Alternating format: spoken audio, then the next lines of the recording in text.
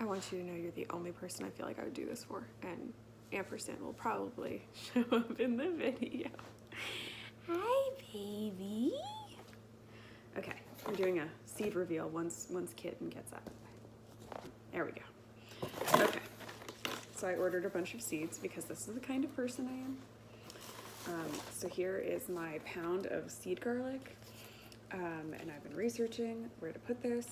This is from a farm in Virginia, I think. I have to double check. These are hardneck garlics, and I will be planting them where I plan to plant my tomatoes for next year, because they are symbiotic, so they will actually do beneficial things with each other. And this way I don't have to plant it in ground, because I'm not sure if any of the ground that I plant on is safe yet. So soil testing later. So these are the cold crops that I'm going to try soon,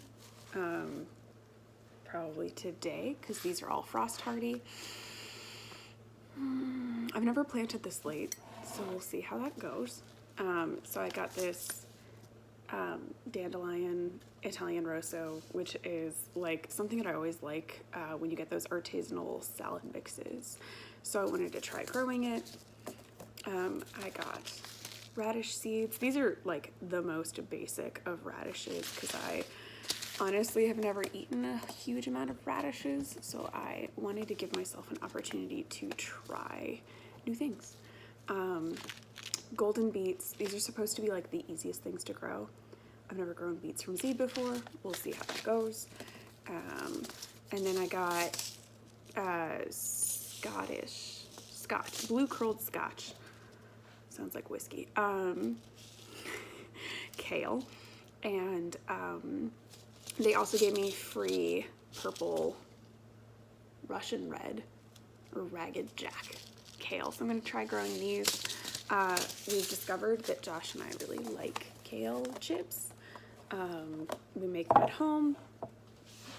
Take it all, soak it in olive oil and stick it in your toaster oven for like 20 minutes, and it's delicious. And I ate a whole head of kale by myself the other day, because that's who I am as a person now. Okay, as you can tell, I got a lot of seeds. I've never actually had the like financial stability to buy my own seeds. I've always gotten them from seed swaps. As I get more financially stable, I also want to be supporting other people who are in the same position that I was in a couple years ago, which means I buy seeds now, so that I can go to seed swaps and share, and so that I can grow more things and share seedlings and just generally be a kind and loving member of society, because that's what you do. I got this mammoth mamalo. Wow, my pronunciation's bad today. Basil, because basil. I used all the seeds and murdered so much basil this year, so thoughts for next year. I got these. These are my like the only thing, or one of the only things that I haven't grown before that I really wanted to try. So these are mini, like, I think they're 4 ounce, 8 ounce. They're 8 ounce miniature pumpkins, but they're still good for roasting and for soup. I really just got off on the idea that I could have like tiny itty bitty jack-o'-lanterns everywhere. And I don't know why Halloween is hitting me so strong this year, but it is. And that's what I want to do next year, is have tiny itty bitty pumpkins everywhere. I got bush beans. I have Emperor Scarlet pole beans that I absolutely loved that I grew this year, but I wanted to get more things. Beans are not a super big thing in my house in terms of like a vegetable that we eat, but they're good snacking things for me. Like Josh won't eat them, but I will. And so it's like a for me vegetable, and I'm gonna try pickling them and canning them this year and blanching them and putting them in my freezer, because maybe I'll figure out how Josh will eat them, but I don't know, we'll see. Chicago pickling cucumbers. These are supposed to be like the easiest cucumbers that you can grow. I used up all my double yield cucumber seeds and couldn't get any more. And because I made like close to 10 gallons of pickles this year, I wanted to continue that tradition and keep on pickling. because that is something that everyone in my household will eat, including visitors. And these are Nance Scarlet carrots. I've never grown carrots. You know this already. I've never grown carrots, and not successfully anyway. So here's to hoping that I can figure out how to grow them. A lot of these are things that I'm just going to experiment with and see what works and what doesn't. Then next, I decided to get a couple of different funky kind of tomato varieties. I have tomatoes that I really like, and I did get replacement seeds for those. But I found out this year that cherry tomatoes grow, like mature more quickly and produce more fruit than regular tomatoes do, minus side that, you know, they're small. But the flavor's really good, the seeds are viable, so I decided to go with a couple of different cherry tomato varieties because they're easier, sorry, cat on the loose, they're easier to grow. So I got black cherry tomatoes. I really love the way that black tomatoes are just, they're so sweet and it's amazing. And they have this like rich, like almost winey flavor that I have feelings for, deep emotional feelings for. I got yellow pear cherry tomatoes. These are what I'm growing right now, and they are like kicking it outside. We're hitting the end of the season. They've been alive for 2 months. I grew them from seed, and they're like close to 8 feet tall now, and they're giant.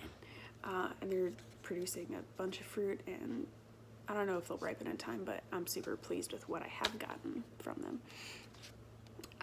Just a regular zucchini one, nothing fancy. There are just, my mom really likes zucchini. I don't like it as much as she does, but I do like them, and it's like a staple crop, and I like that it offers shade and I can grow things underneath it, like radishes and stuff. I got sunflowers. One of my goals for next year is to scale up my flower game, because that was a problem this year, that I didn't have enough flowers to get enough pollinators. So a lot of my plants, like, it took a really long time to pollinate them, to the point where I actually like started experimenting with pollinating some of them myself, because it just took forever. So more flowers for next year so that I don't have to do this again, because it was a pain. I got this like funky, I'm sorry if these are all backwards. I got these funky, these are called mushroom basket tomatoes, and they're supposed to be like huge and have this like ripply outside that I actually saw growing in someone's garden, and I was super enamored with them. And you know, whatever, tomato seeds are so easy to find that it's like I can get some weird ones and still get normal ones from a seed swap and be totally okay. I got this fancy striped eggplant. I don't totally love eggplants, gotta be honest. But I have a friend who made this eggplant parm from eggplants that she grew, and they were so good that I was like, I could eat this all the time. These are supposed to be like a little bit smaller than your average eggplant, which is good because I honestly don't know how many we would eat if we would eat them. It's gonna be a trial thing. Next, I got, these are grande jalapeno peppers. I've not had much success growing peppers at all, but I think I figured out what I did wrong in terms of like not fertilizing and not starting them early enough. Like, I'm only now getting the serrano peppers that I planted in March, which is why they tell you that peppers take 90 days to grow, because they do, and it's insane. And now it's getting cold and I worry about them, because what if they die before I get peppers? I just want one. I just want one hot pepper so I can give it to Josh so that he can eat the hot pepper, and then I can not worry about it. And then the last thing that I got is California Wonder peppers. These are like the staple. This is what you get in the grocery store. If you get peppers that are green, red, or orange, this is what they are. They're just like the biggest, most staple variety. They're pretty blight resistant. They're just easy. They're supposed to be easy. I have grown peppers before, just not from seed and not with much success. So here's to hoping that I figure it out. And that's all my seeds in 10 minutes and 35-ish seconds. All right, bye. And just in case you're wondering if I'm insane, these are all of the seeds that I have collected over the years. So purple tops are flowers. So I already have a bunch, you can see. And what I did was, like, if I had a seed packet, I put it in this envelope, so I have them inside. And so if there are different varieties, but like if I have different varieties of sunflower, like I have loose ones, lemon queens, and then I have ones in a packet already in here. This is because I'm paranoid and because sometimes I get really sad and I just want to look at my seeds and pretend that life goes on and gets better. Green is herbs, so different kinds of herbs that I have. And then orange are different kinds of vegetables and fruits. And probably at the point where I open these, I will probably update these and add them in. And then I also have a notebook that I keep with all the different varieties that I have, and I'm trying to make it so that I take better notes about